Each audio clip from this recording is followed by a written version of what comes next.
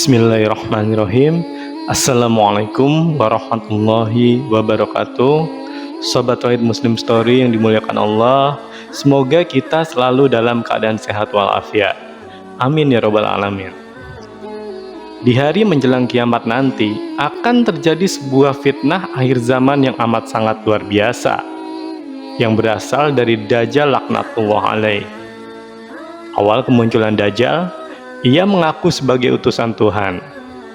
Namun, tak lama berselang, ia mengaku bahwa ia adalah Tuhan. Sampai saat ini, Dajjal masih dipenjara oleh Allah Subhanahu wa Ta'ala di sebuah pulau. Hingga sampai waktunya tiba, atas izin Allah, ia akan dilepaskan dan membuat fitnah di seluruh dunia.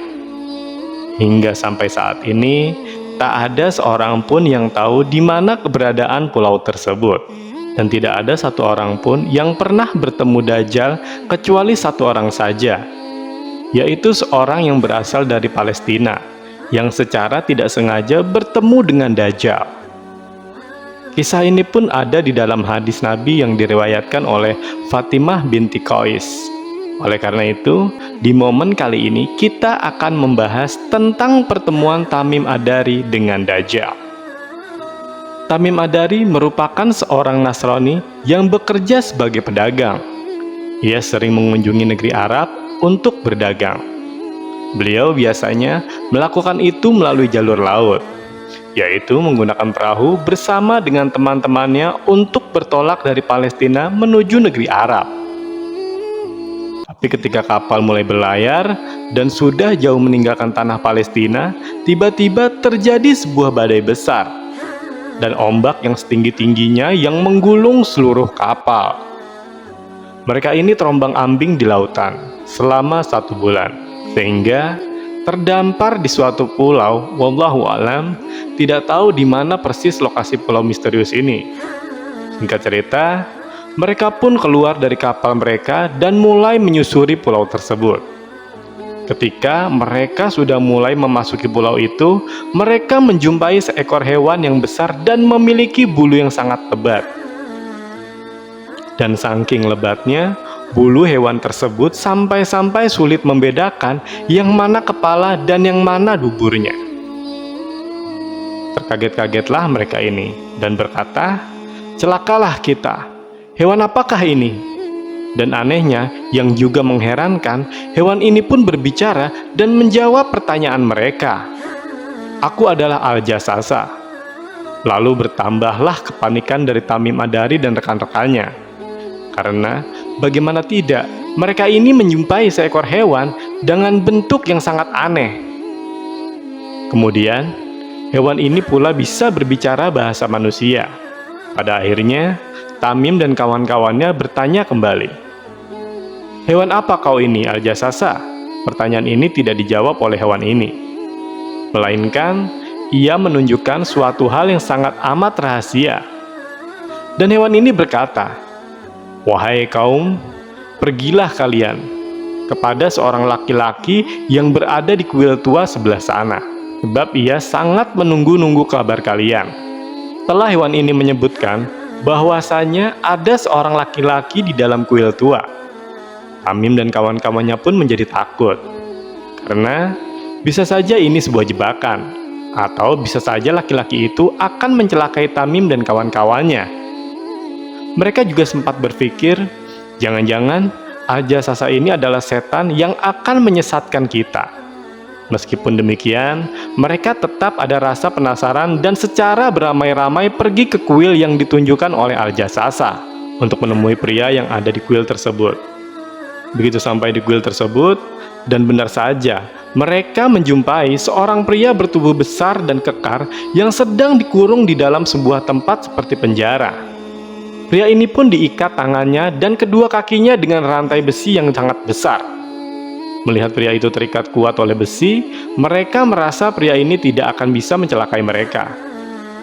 Namun akhirnya, mereka memberanikan diri untuk bertanya, "Siapakah engkau?" Pria di kuil itu bukannya menjawab, malahan balik bertanya, "Siapakah kalian? Apakah kalian orang Arab?" Tamim pun menjawab, "Ya, kami dari suku Arab dan kapal kami terdampar di pulau ini dan bertemu dengan hewan bernama Al-Jasasa. Ia bilang, katanya ada seorang pria yang ingin bertemu dengan kami dan ada beberapa hal yang ingin ia tanyakan kepada kami. Dan apakah yang ingin kau tanyakan? Pria ini pun menjawab, apakah kurma di Baisan masih banyak dan berbuah? Mereka pun menjawab, ya benar, kurma di Baisan masih berbuah. Dan pria ini menjawab, hingga pada masanya akan tiba kebun kurma di Baisan akan benar-benar tidak berbuah. Kemudian pertanyaan selanjutnya, apakah Danau Tiberias masih ada airnya? Mereka pun menjawab, ya, danau itu masih berlimpah airnya dan digunakan oleh orang-orang untuk keperluan hidup sehari-hari. Pria ini pun berkata lagi, hingga pada masanya akan tiba danau tersebut akan benar-benar kering dan tak akan ada airnya. Lalu apakah sumur Zuhar masih ada airnya?